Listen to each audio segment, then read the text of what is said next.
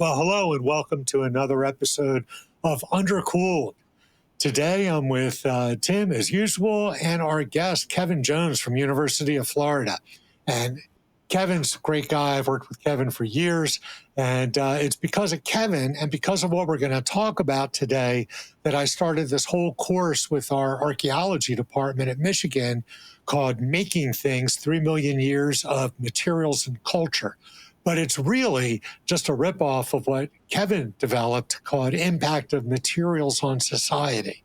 So, Kevin, why don't you tell us a little bit about yourself, your background, how you got into material science, what you do for research, and how you ended up doing Impact of Materials on Society? Okay, well, that's a lot. Let's see. So my background is, I didn't know anything about material science when I was started college. I was in a summer science program in high school, and I asked for muscle physiology and neurology, and they stuck me in a material science lab and said, go up, figure out how much uranium is in phosphate. And I went, okay. And so kind of fell in love with it. And then I was looking for a job as an undergraduate, and they had a lot of openings in material science. So I went over there and started working in the labs, doing everything from open heart surgery solutions to bioglass. And eventually I just sort of fell in love with material science. I got my bachelor's at University of Florida. And then after that, I did what about half of the material scientists do, which is I went into industry and worked for DuPont for a couple of years making plastics. Basically played on the world's largest Play-Doh fun factory and squirting out plastics for a couple of years. And then went back to grad school and went out to Berkeley ostensibly to play Frisbee, but at the same time decided I would go ahead and get a PhD while I was out there. And I got my PhD in material science there. And then after I got out, I had to get a real job. And it was, Florida or Ohio State, and I don't really like Ohio State, so I went to Florida. So anyway, Ohio State is great, but I like the weather down here. So that's kind of my background, and I've been teaching material science ever since then. So I've been doing that for 35 years now. And in terms of what my research area is, I've actually kind of transitioned from the plastics and polymer field, which I did as an undergrad, into semiconductors, and I do more semiconductor materials as my graduate work, and then on through as a professor. So I've been working on electronic materials for the last 35 years, primarily with silicon industry and helping them figure out how to make chips smaller and faster, so that we can actually do conference calls like this. Let's see. In terms of the IMOS class, so I was chair for a while, and I noticed when I was chair that we had, a lot of kids were having trouble making a connection between why they were taking these gen ed courses and what engineering was all about. And I said, this seems like we should try to figure out a way to introduce the kids to what engineers actually do as freshmen, so that they know what we do, and even if they're not going to go into engineering. And so I called up a friend, Sophia Acord, who's a professor in humanities, and I said, I'm interested in doing a class, and you teach a course on the humanities related to technology. And I said, you want to do a class together? And she said, yeah, sure. So we picked up Steve Sass's book, The Substance of Civilization, and said, well, let's start with this. And then she said, I got a whole bunch of friends and humanities that might be interested in this. And so I said, great. And so we sat down and had a workshop. And basically I said, pick a topic and I'll find a way that materials impact that topic. And so I had people come up with, I'm really interested in Andrew Carnegie. Well, that's easy, that's steel. But then I had others who were like, I'm really interested in Romans, and I study the Colosseum. I said, great, that's concrete. And so we kind of went through it one at a time, and we found one. It got a little weird at some point. I had a person do French poetry, and I was like, that's tough, but in the end, I kind of went, well, diamonds, and they were like, yeah, that was really big in the Louis XIV, So anyway, so we did diamonds as part of that one. But that module eventually got phased out, and we did other things. But so it's been a lot of fun to just create new modules, or, basically looking at how materials in society have co-evolved, right? And so that was the genesis of the course. That's awesome. And so I think you also told me at one point that you were trying to increase enrollment in your department. Was that one of your initial goals? That's exactly right. Initially, I was thinking, when you come to the university, you don't know what material science is about. You know what a mechanical engineer does, you know what an electrical engineer does, but what's a materials engineer? I don't have any idea what that is. And the one nice thing about materials engineering that makes it particularly useful at the freshman level is that it's very tactile. You can touch a material and you know what it is. And so, and you spent your life around it. You may not be aware of it as much, but you spent your life touching and interacting with materials. And so it meant that I didn't have to dig into a lot of math and lose a whole bunch of freshmen to differential equations or something like that. If I just want to simply talk about what's soft versus hard, or what's conductive versus non-conductive. And so it allowed me to gain access to a whole group of engineers that were coming into the university, said they wanted to do engineering but didn't know about material science. And so I could teach them about this. And of course, what happened, which was really interesting, is I got a lot of the non-engineers really interested in it. And they became very excited about learning more about what engineers do and how this works and whether or not they have a role in this process. So yeah, it's been useful in terms of creating more, exposing more kids to material science, and eventually that actually resulted in a significant increase in our undergraduate enrollment, which was a real nice benefit. That's awesome. And so what year did this actually start happening? We kind of started the class around 2010. And so it's been evolving, and we've been adding new modules and stuff like that since then. And it's just last year at University of Florida finally got Gen Ed credit. So it's now a general education course, which is great because it means we get a lot of kids signing up for it real fast. The downside of it is I'm not seeing as many engineers because the other disciplines jump in there real fast and register for it. So this class was interesting. I usually have about 90% engineers, and this time I had 90% non-engineers out of my 130 students. But they did fine in the class, and they're very creative individuals, and so I think it was great fun from that standpoint. Oh, that's great. And you also, along the way, got involved with the Materials Research Society and the National Science Foundation with this course. What did you actually do with them? Well, one of the things we wanted to do with this class when we came up with it was to develop a way to disseminate it, because it became obvious that we had a very large DoD grant to begin with, actually out of the Office of Corrosion. And that helped us make a lot of the movies that we use in the course, the videos. And but part of that was also that we said we would try to disseminate this around because we wanted, the Office of Corrosion wanted to increase the number of materials engineers out there. So they were very interested in finding a way to attract more students into materials engineering. And they thought this course might serve that purpose. So we wanted to disseminate it, and that meant that basically we worked very closely with MRS and with the NSF to create new modules that were more, even more updated and more appropriate for certain things like photovoltaics or membranes for water purification, et cetera.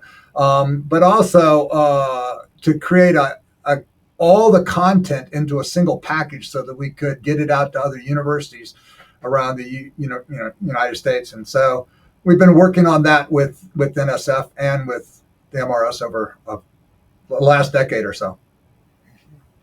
And so how many other programs have adopted a course like this? Well, I tell you, it's hard to keep track of it. I think we're up to maybe 10 universities that are now teaching it around the country. We've disseminated it to a lot of universities. And the nice thing about it is it's all packaged up. We give them all the modules, we give them all the homeworks, we give them all the notes, we give them the videos of the lectures, we give them the demonstrations, videos, the whole 9 yards. So the barrier to introducing the class should be very low. And because it's all free and open sourced, and I even give them the Canvas shell and say, here's the shell, which we spent years developing. And so it makes it very easy to start the class. And so I think a lot of people who are interested in trying to start a new course, for example, University of Central Florida wanted to do this because they were starting a new materials program. And I just heard after 2 years, they've gotten it accredited and they got 140 students already in materials there. And so it's really helped them kind of set their base and get the program off the ground. And so, that's been really, really helpful in terms of having the MRS, supporting this and helping us disseminate it. And obviously, we're one of those programs that have done the same thing, and your material was fantastic to help us. It might be interesting sometime to have like a Zoom meeting of all the programs who are doing it, so we can actually talk to each other and see how we might. I mean, one of the things we wanted to do was make it so modular, such that if another university developed a new module, we just insert it in with the rest of them so that we could disseminate it around, because we already have more modules than you can teach in one semester. And, it's nice to be able to kind of pick and choose to tailor the program to whatever your university, and your personal interests are, right? And I mean, one of the challenges with this class is finding someone on the other side of the fence over in liberal arts that is interested in co-teaching it with you if you want to go that route. And some people do, some people don't, but it helps if you do. And if you do, then they have their own interests. And so you can say, well, here's, 15 modules, pick 10 that you think we would want to teach together. And it makes, you can customize the course to whatever you want to do. Right. And that's what we did. I found people in archaeology who were really interested in this. And they're also really interested in all of our equipment in our undergraduate lab because they would like to use it.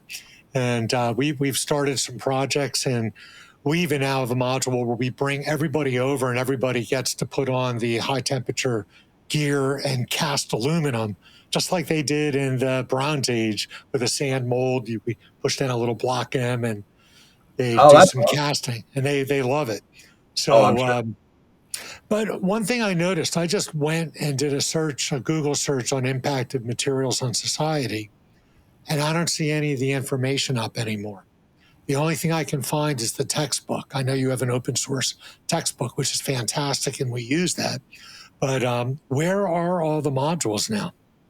Yeah, that's a good point. I mean, when MRS decided that they were going to back away from dissemination, they kind of took down that stuff.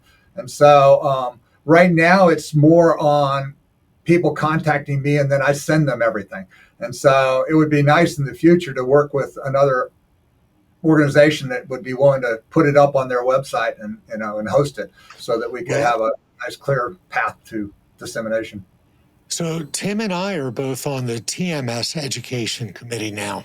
Would you be great. open to TMS adopting it and putting it up on their website? Yeah, TMS, ASM, whoever. I mean, if TMS wants to do it, I'd be happy to work with TMS on it. Yeah, or ASM. I don't think it matters, but I think it's important that this material is up there, because I think it's a fantastic course. And I still, to this day, one of the major problems affecting all materials programs across the country, except maybe Illinois, is getting new majors. Illinois does it. I don't know how they do it, but they do it. But the rest of us, it's really hard to fight computer science with the kind of salaries that they're making. And then, we're a small department. Like you said, nobody's heard of us. So actually at our, we're going to run the NAMES conference, the North American Materials Education Symposium, is going to be in Ann Arbor next summer. Hopefully great. you can come up for that. Yeah. And we're going to have a session focused on beyond the teachers' camps. How do we attract students to material science? The teachers' camps are fantastic. They've been doing that for, 50 years now. And they need to keep doing that. That's great. But that's the only thing that's really out there. And I think this IMOS is a really valuable approach to helping with the problem. It's very accessible, and it gets kids very excited about about materials. And so that's the fun part.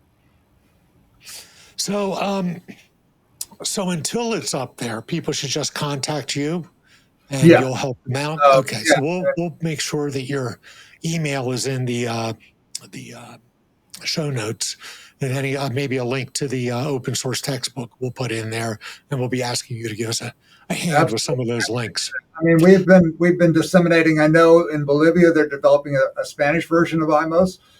So we'll have that as a second language source. And then also we've been working a lot and disseminating it in Africa, because actually UNESCO, the United Nations, wants to have this as a required course in all of the nanotechnology programs in Africa. So we've been working a lot with the African universities to start teaching, we've offered a couple of workshops over there to help teach them how to teach the class. So it's getting around, but it would be really good. You're absolutely right. I mean, it could be a very good recruitment tool for material science programs. Okay, so Tim, do you want to ask any questions about the pedagogical approaches that Kevin is using in this class? Yeah, I do. The first thing I was wondering about is with the modular structure of the course, is this something that a single module could be imported into an existing class? For example, I've got a freshman course where I have a week and I'm not really sure what to do with this week. Would it be possible to bring in one module that I think would be particularly interesting, and how would I implement that with my students? Yeah, absolutely. I mean, I think the course it's not required to see a particular module in order to do the next one. So you can teach them independently. There is some continuity in certain situations where we've talked about something in the past, and we might reference it. But by and large, it's not going to be a problem with teaching an individual module. The modules are set up such that there's a science-based lecture that you open with that kind of gives them the historical and the scientific background that they need to understand what the material is. And usually right before I do that, I actually hand them samples. So if we're like doing copper and bronze, then I will hand them out samples of copper and bronze wire and say, just tell me what you see. You got it in your hand, bend it, flex it. Is one stronger, one stiffer than the other one? What's the color? What's do you think it's conductive, not conductive? Just give me the general properties. And then we talk about what it is and the concept of an alloy, for example, if it's copper and bronze, and how alloys are formed. And then we talk about the historical context of when was it first discovered and all that sort of stuff. And so, but then the second lecture is typically a social science lecture. So it's more about how did this, it might be a particular case. So, for example, if we're talking about iron and steel, it might be the story of Andrew Carnegie. Or if we're talking about aluminum, it might be the story of Alcoa. And so they learn something historical about that material and how it impacted a certain period of time. And then they watch a video on the next day when we're not in class, where they actually see a video of a future material. So, for example, if we're talking about steel and we're talking about materials that might change, or evolve, or then it might be magnesium alloys, which are replacing steel in certain applications. So they learn a little bit about a new material. And then on the next time we meet, we flip the classroom and form groups of 4 or 5 students. And then they have to work on a problem like designing a new product built out of magnesium, but using, the principle that we taught them in the social science lecture. So the idea is that at the end of the year, they've learned about 11 classes of materials, but they've also learned sort of 11 social principles along the way, like entanglement or like creative destruction. And these principles are something that they can then apply to any future problem that they have, right, in engineering or whatever. So it just kind of broadens their perspective on the fact that when you innovate and you create something, you're not doing it in a vacuum, you're doing it with society. And so they learn to think about more globally about, gee, is this a conflict material? Gee, is there child labor involved in creating this product? Gee, how do I address sustainability with this problem? How do I deal with, a cradle to cradle kind of concept rather than cradle to grave concept in creating a new material? And so we try to get them to think more socially about this. And I think they enjoy that very much. So yeah, you can certainly teach a module as a standalone feature. You would just have fun with the class on that one day where they flip the classroom. They'd be in new groups, right? But you could do it. That sounds really interesting with the in-class discussions. And now you've got me wondering, as you have this mix of engineers and also non-engineers in the course, when they're having these, team activities together and you have this mix of people who are and are not engineers, what's that like? What comes out of that you might not get in a normal engineering class? That's the absolute best thing that happens, right? Is that you get this cross-fertilization, right? I like to tell the non-engineers that they need to understand that they have a seat at the table, right? That when we're innovating, a lot of times they're bringing a very different perspective on what we think is important. And if they bring that perspective, then this is something that engineers might not think about. And it could be the difference between having a successful product and having a not successful product, because they've thought about, gee, how is the customer really going to use this? What is important to them? What do they think is going to be, that has nothing to do with the engineering of the product itself, but just the perception. And so when you're dealing with groups of non-engineers and engineers and they're all kicking it around, it's a lot of fun to watch that interaction go off, because they just bring very different perspectives on how they can solve this problem. And a lot of the problems are very open-ended questions of just, design something that does this. How are you going to create a marketing campaign for this? Right? Things like that. And they have to kind of work in groups. And so they have to bring their perspectives and say, well, that slogan that the engineer came up with for the marketing campaign is horrible because it's 37 words long, and it's not, and just do it works really well as a slogan, Uh-huh. And we're going off on some technical rampage about what, why this product is really important, rather than just doing it. So, I think it's a lot of fun to have that interaction. I really value the fact that I've got non-engineers and engineers commingled in the class. Do you use any software to build your teams to take advantage of that diversity in your class?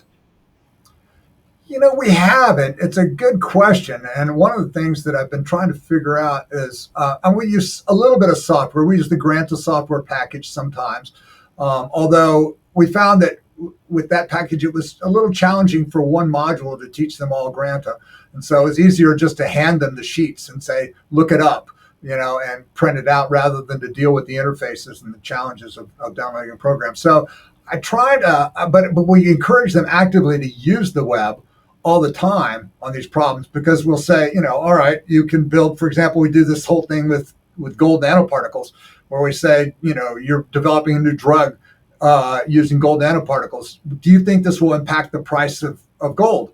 And of course they say, yes, it's a new application. And then we sit down and figure out that you need 2 kilograms of gold to create all the nanoparticles necessary to treat all the pancreatic cancer in the world, right? So it absolutely has no effect on the price of gold. But then I say, well, if you could do it with titanium rather than gold, right? And it was exactly the same efficacy, right? Which one would you use, right? And they look it up and they come back with, well, we use titanium because it's cheaper.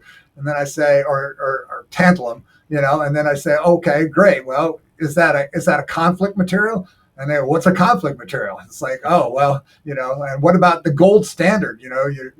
People might, the price is nothing, right? But people have a perception that gold is better than tantalum or whatever. So, so just understanding that from an engineering perspective, you can look at it, the economics, or you can also look at it from a humanistic standpoint, and you get a very different answer. So just making them aware of that.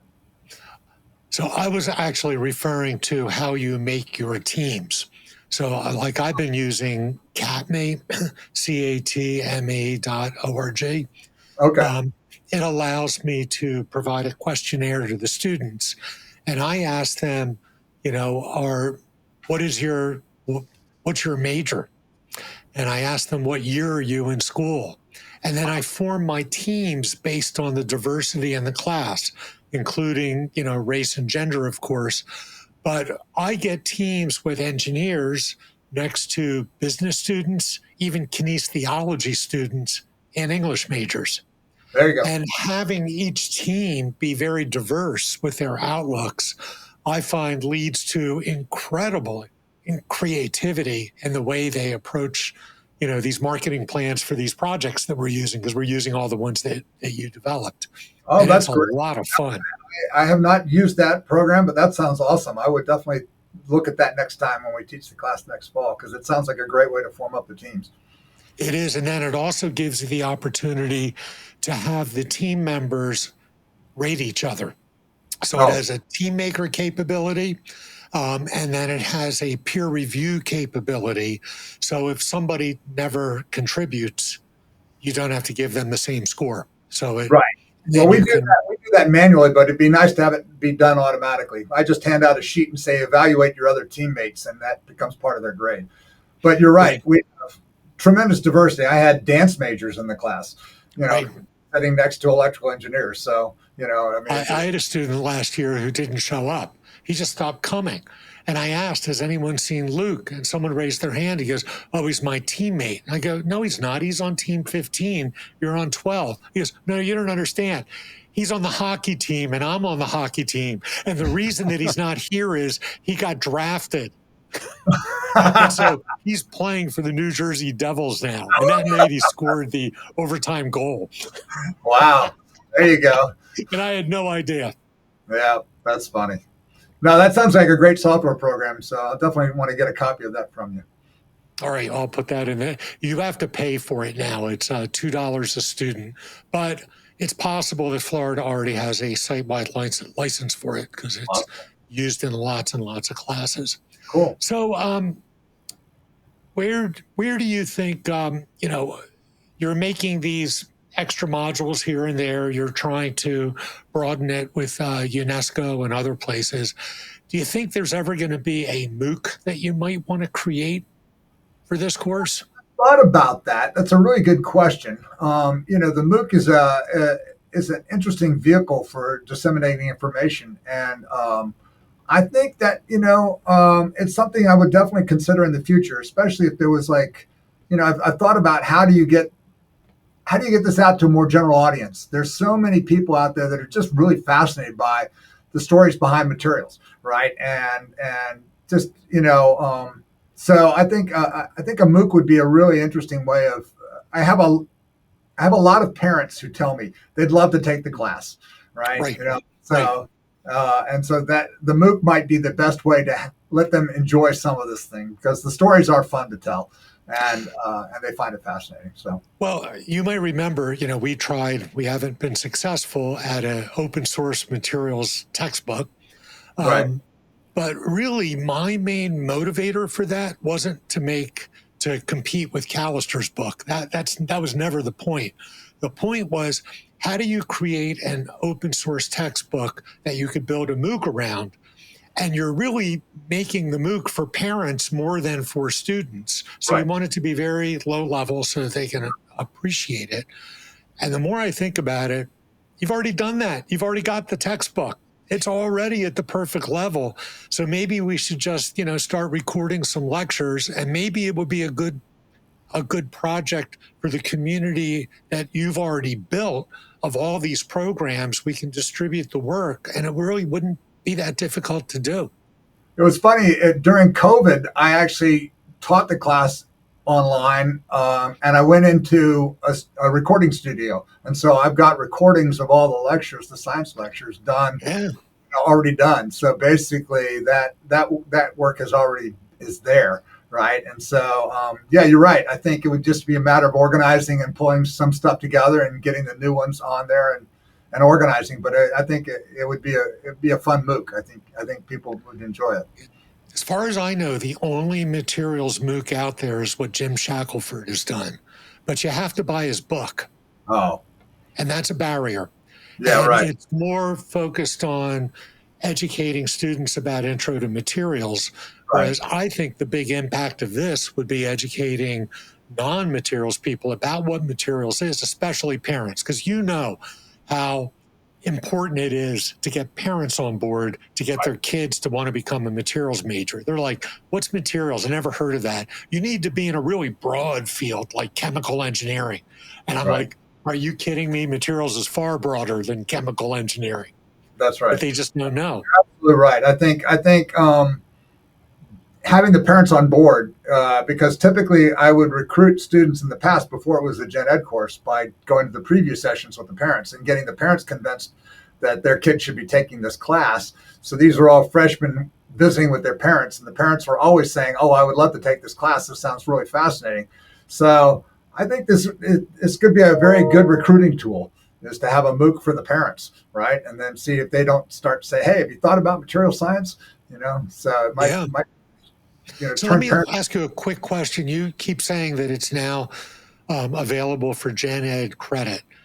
What does that mean for you? Because in our program, we've been giving, every student gets credit for it, free elective credit, or in the case of engineers, because it's taught with an anthropology number, and archaeology is in our anthropology department, it actually counts for one of our distribution requirements in engineering.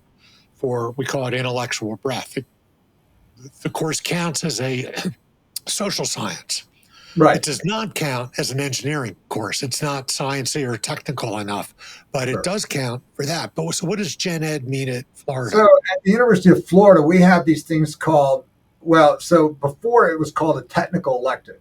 And a technical elective was something that the parents had to pay for above and beyond the required courses. So if you had, because we have, the technical electives have sort of gone away because of the certain number of hours and the programs are all prescripted. So, but there's the Gen Ed courses are now under what's called a Quest. We call them Quest 1 and Quest 2. And these are, every student is required to take a certain number of Quest credits. And so, and the Quest can be in social sciences or physical sciences. And so this course got listed as a Quest 2 physical sciences course in anthropology. And so, so it's like yours. It's an anthropology class, but because it's a Quest 2, it meant that it satisfied that physical sciences requirement. And so we normally would if we were trying to have a class of 150 students, it would take me going to preview sessions for the entire summer to get close to 150. And now that it's a Quest 2 class, it filled up in a week and a half, I think, roughly. Yeah. Spring, and I think it'll go even faster this spring. So I'm jealous. We've tried so hard. At Michigan, there's a natural science requirement for people in literature, science, and the arts. And they refuse to allow any engineering course to count to that because they want student credit hours. It's really selfish on their part. And it's, what a shame. Well, I mean, I've tried so hard. Sort of way here, it's the same thing. They don't want engineers teaching Gen Ed courses. So that's why we have it actually listed in anthropology. And my chair is nice enough to let me go ahead and teach it. She said I can keep teaching it for as long as I want to because it has such a positive impact on undergraduate enrollment. She doesn't care about giving up the three credit hours of class, student credit hours. So, but you're absolutely right that there's a little bit of a barrier there on the part of the liberal arts. And so we found a workaround, and this workaround works great. So, I think every school is different. I know that at Boise State, they were able to get it as a Gen Ed requirement as well. And so a lot of other schools are doing that. And it just really it mitigates the whole recruitment process. It just makes it trivial. So, Yeah. As you're talking about this increase in enrollment, which is fantastic, and how quickly the course is sort of selling out, do you have any concerns with the scalability of the class? Like, do you think it can just, could it keep getting bigger? Would there be other aspects or changes to the pedagogy you'd have to bring in to make it grow? So the Quest 2 courses are limited. Right now, most of the Quest courses are 25 or 30 students. I actually requested it to be the largest possible, which is 135 students. And I've got a classroom that seats 225, so I can take 135 students and mix them up into groups of 5 and still have spaces between them, and parse them out around the room. It can't get any bigger because that's just the limit that we have on our Gen Ed courses.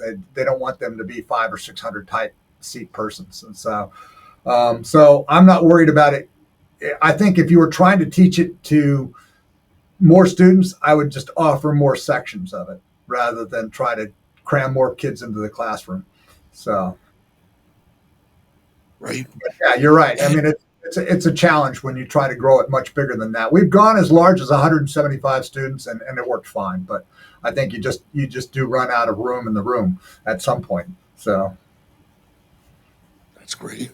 And the other thing is that during those flipped classroom sessions, I tend to walk around and talk to each group. One of the things we do is like we have them come up with a design or a solution or a slogan or whatever it is. We have them post those up on the board, and then we vote on it at the end of the session as to who came up with the best idea, right? So everybody loves that competition, so they want to spend a little time making sure that they have a chance to win it all. And I spent a lot of time talking with each student, each of the groups, and so it would be hard if when I got 30 groups, I can get around to it. If it's 60 or 70 groups, it'd probably be impossible. So it's a good point, though. So with all the attention towards generative AI, I realized there wasn't generative AI back when people were in the Bronze Age or the Stone Age. But, it's revolutionized a lot of material science with materials discovery and with using AI to handle these very large data sets. I wonder if there's room for a module on that where we actually talk about information transfer and how it was done. Because I think one of the things I learned by teaching this course, I never realized how sophisticated ancient communities were with trade routes and all these things. I learned from my archaeology colleague how, it wasn't that steel made better blades. It wasn't true. Bronze blades were really, really good, but it was all the information got lost when they got sacked by people from the north and the east, and all the trade routes, all the trade secrets all disappeared. And Right. it took hundreds of years for that to come back. And of course, we learned this with COVID. One little thing with COVID destroyed our supply chains, but we were able to recover really quickly. Whereas back in the golden age of Greece, when that fell apart, it took hundreds and hundreds of years to recover that. And that's when they had hotter fires and they were able to find iron much more easily everywhere. That iron started to become, a dominant technology. Absolutely. And so a lot of that probably relates to this new revolution that's starting with AI. So I think that would be a fun module to think about building into it.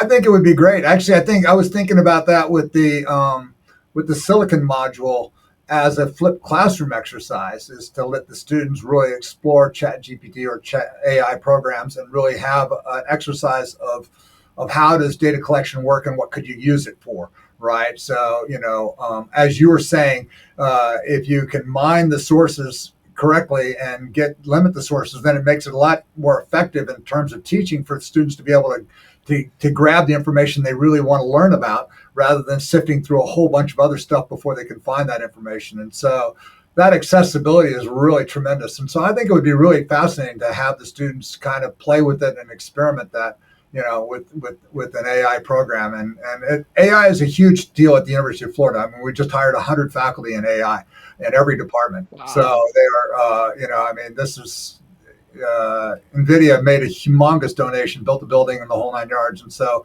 AI is all over the place at this university. And so it would be good to try to think about how to incorporate that into this class. It'd be really great to have the students engage with the physicality of all these computational processes as well. How is a data center built? There's so much material science in enabling that physical substrate that all this computation is done on. That could be another really interesting aspect to connect to sustainability and so on.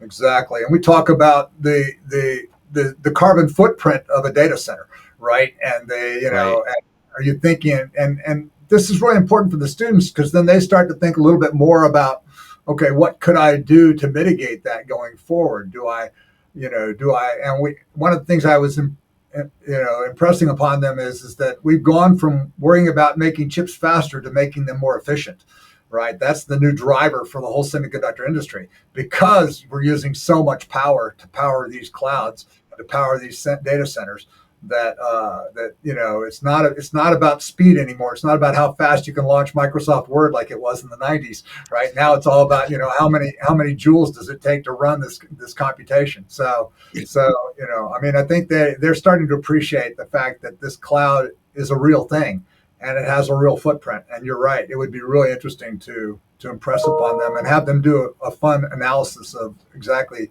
what this is physically looking like from a material standpoint. Because it's so ethereal to them, right? It's just something that happens on their computer, and they don't, and it's not even on their computer. So. All right. Well, we're already around 42, 43 minutes into this, and I just wanted to thank you very, very much for being willing to come and talk to us on our budding new podcast. And so thank you so much. And I'll send you a copy of this so that you can help us get our show notes really in a good shape. So with that, I think I'll sign you off. So please stay on until everything uploads. And Thank you.